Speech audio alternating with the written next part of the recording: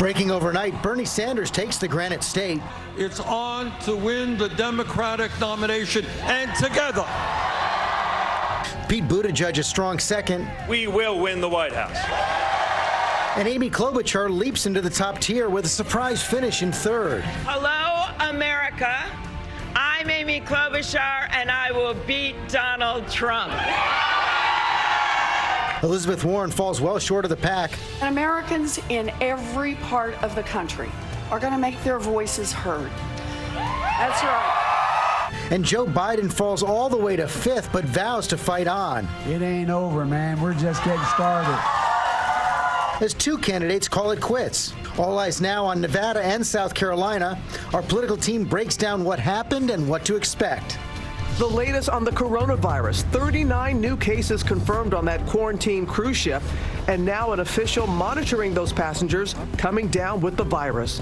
As we learn new details about that San Diego case, the woman mistakenly discharged because her test was mislabeled. Breaking overnight, a massive fireball lighting up the Louisiana sky as flames erupt at an ExxonMobil refinery. What they're saying about air quality. Firestorm. Questions growing about President Trump's interference in the Justice Department after a major reversal in the case of Trump ally Roger Stone. 4 career prosecutors stepped down in protest, an unprecedented move. Campus predator, a 60-year-old father now behind bars, accused of preying on his daughter's college friends after moving into their campus home. Former NBA star Dwayne Wade and actress Gabrielle Union sending a powerful message about accepting their transgender child. What's the point of being on this earth if you're going to try to be someone you're not? And bow down. Siba the Poodle, taking home the most coveted prize at Westminster, Best in Show. Now she's taking her talents right here to Times Square, joining us live first on GMA. Live in Times Square, this is Good Morning America. Good morning, America. And a big night at Westminster. Siba the Poodle winning Best in Show. Take a look. Westminster tweeting out this photo saying, Siba's new life of fame. And it continues here this morning in our studio live. We'll have more with her ahead. But first, of course, we're going to get to those big developments in the race for the White House. The results now in from the first primary in the nation. Bernie Sanders pulling ahead, winning New Hampshire with Pete Buttigieg close behind. So after 2 contests, Iowa and New Hampshire, Sanders wins the popular votes. Buttigieg has the most delegates. And Amy Klobuchar has surpassed both Elizabeth Warren and Joe Biden after her strong debate performance. All this is setting up what could be a long fight for the nomination. We're covering all the angles. Mary Bruce starts us off in New Hampshire. Good morning, Mary. Good morning, George. Well, after a chaotic beginning to primary voting, overnight these first decisive results were a crowning moment for the new frontrunners, Bernie Sanders and Pete Buttigieg. But with moderates and progressives still split and every top candidate vowing to fight on, this contest is anything but settled. This victory here is the beginning of the end for Donald Trump. Overnight, Senator Bernie Sanders with a narrow Granite State victory. It's on to win the Democratic nomination. Sanders consolidating support from the left, but coming in a close second. Moderate former Mayor Pete Buttigieg. A campaign that some said shouldn't be here at all has shown that we are here to stay. Buttigieg making the case for a new generation of leadership. Putting forward a new perspective is how Democrats win the White House, and we will win the White House. And a surprise third-place finisher. We have beaten the odds every step of the way. Fueled by her strong debate performance, Senator Amy Klobuchar vaulting into the top tier. Hello, America. I'm Amy Klobuchar, and I will beat Donald Trump. Massachusetts Senator Elizabeth Warren needed a boost close to home. At 4th place, she fell short, but is vowing to fight to the finish. Our campaign is built for the long haul. And we are just getting started. And the one-time frontrunner fallen. Former Vice President Joe Biden coming in a distant 5th, speaking to supporters from South Carolina. It ain't over, man. We're just getting started. Now, last night also marked the end of the line for two presidential hopefuls, Senator Michael Bennet and newcomer Andrew Yang. He created a movement with that plan to give $1,000 a month to every American and developed quite a cult following, the Yang Gang, as they're known. He tweeted to them last night saying, "We'll be back." George. Yeah, talking about 2024 already. Okay, Mary, thanks very much. Robin. And George, the candidates are now turning their attention to Nevada and South Carolina, where the next votes will take place. In fact, former Vice President Biden headed to South Carolina even before New Hampshire's results were in. Eva Pilgrim is there, has more for us. Good morning, Eva.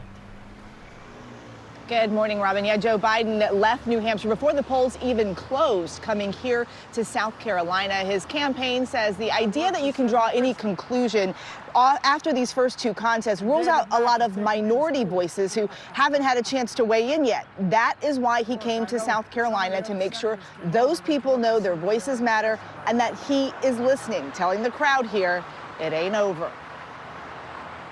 We just heard from the first two of 50 states, two of them.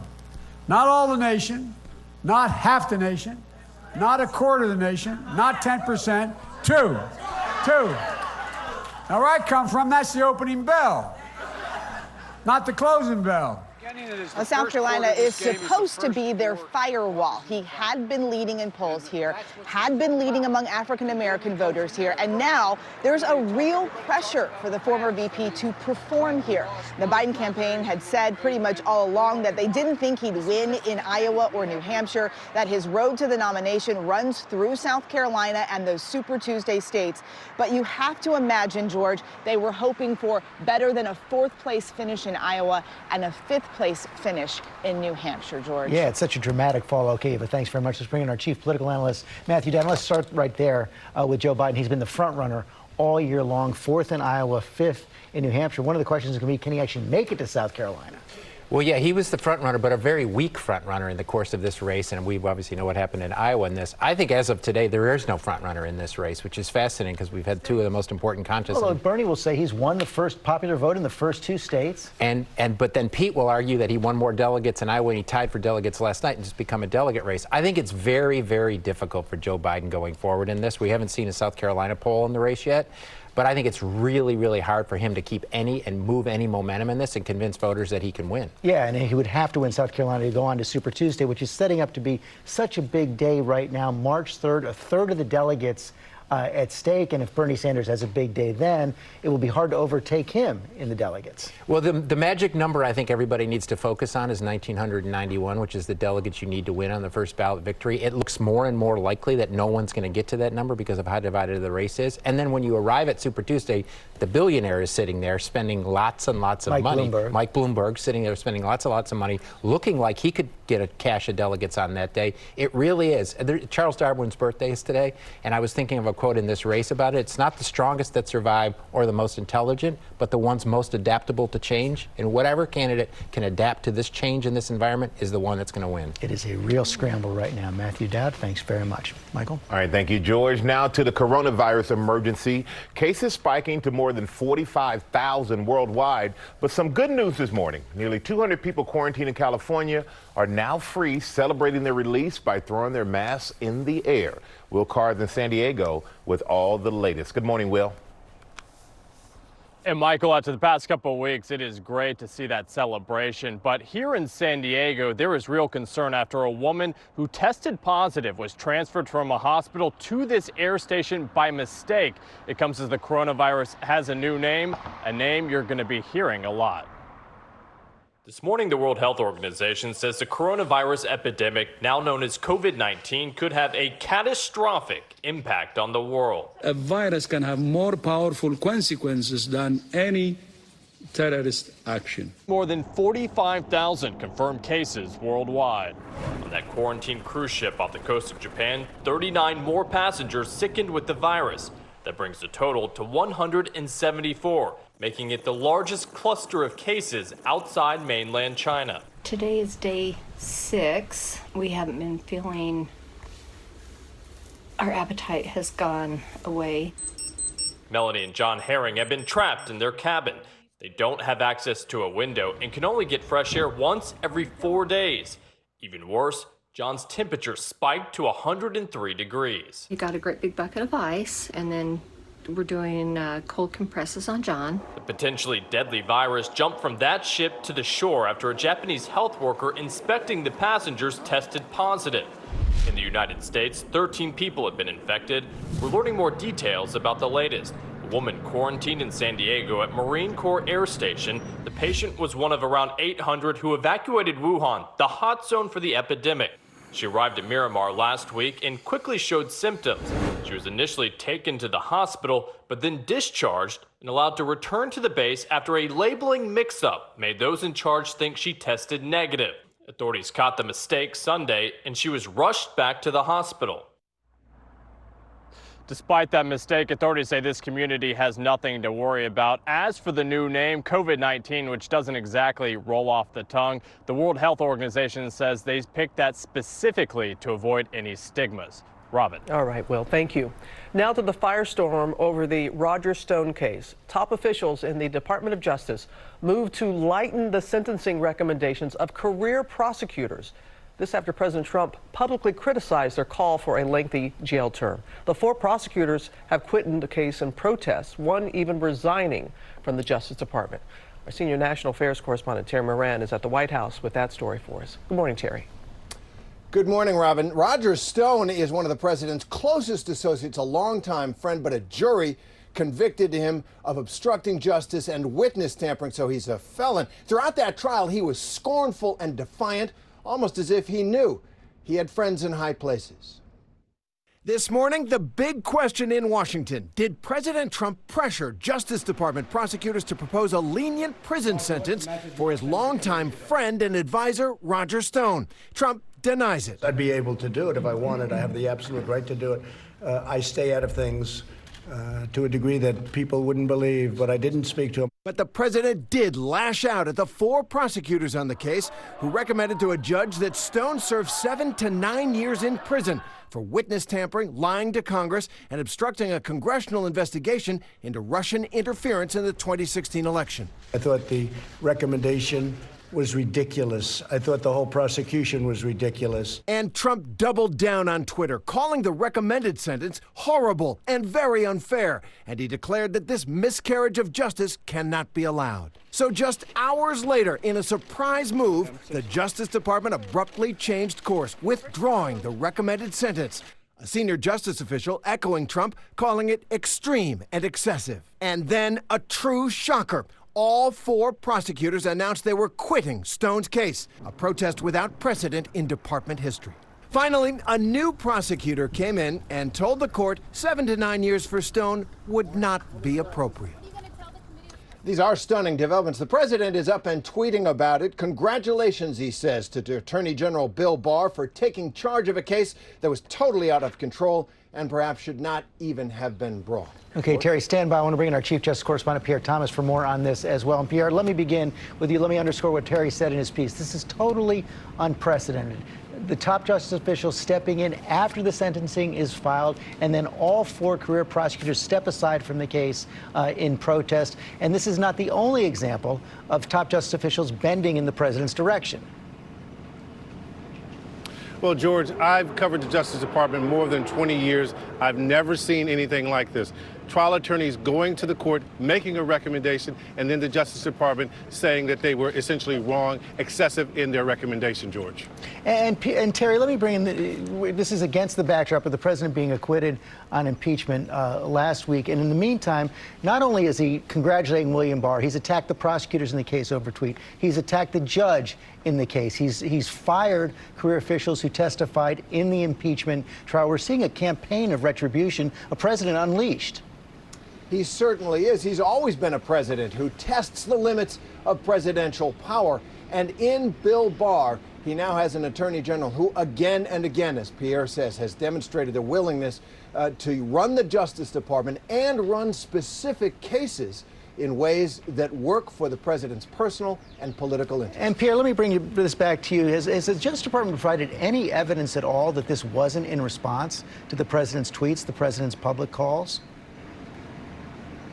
George, what they're saying is that the White House had no involvement. They say if pressed, they will make that claim in court when the sentencing comes up in the coming weeks. And George, the bottom line is that they're saying is that they were blindsided by this, that they had an understanding that the recommendation would be less than this, and then it came out the way that it did. Obviously, there's a lot of skepticism here in Washington, George. Yeah, given what a high-profile case this is, how much attention there was on it. Okay, Pierre Thomas, thanks very much. Michael? George, we're going to go now to that new twist in the Jussie Smollett scandal.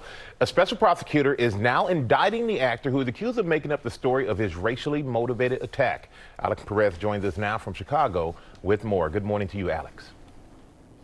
Hey, good morning, Michael. Almost a year since similar charges against Jussie Smollett were abruptly dismissed, the special prosecutor now handling the case says those charges should have never been dropped. Now, a grand jury on Tuesday indicted Smollett on 6 counts of disorderly conduct. Those charges related to allegations the actor allegedly staged a racist and homophobic attack against himself.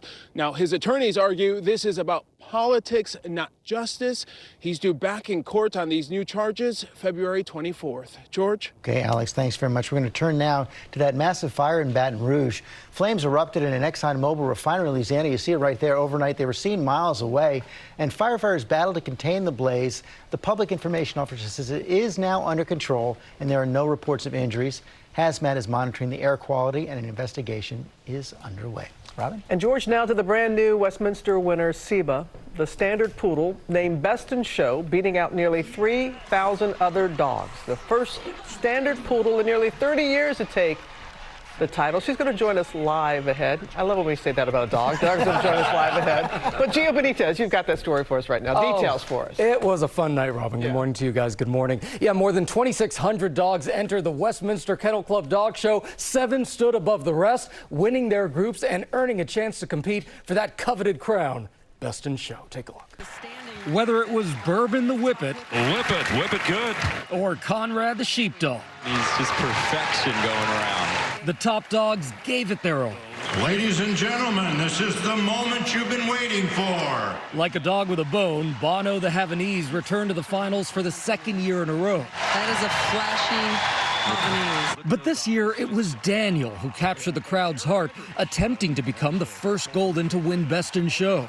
If it's up to the people, well, it's a slam dunk, and that's the point. It's not up to the people. I want to show you this because this is going viral right now on Twitter. This is Aaron Andrews' dog, and watch, when Daniel pops up on the screen.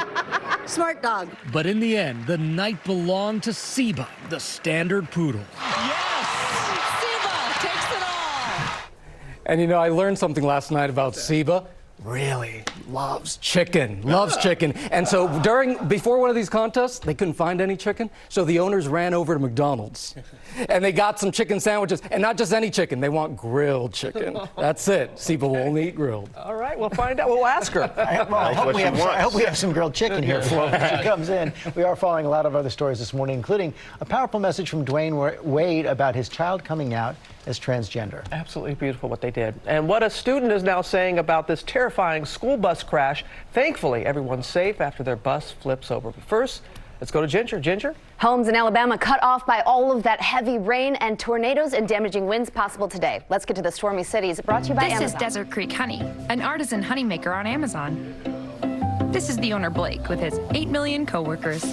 They never complain, they never give up, and that really inspires me when I try to run a small business. This is how they get their honey.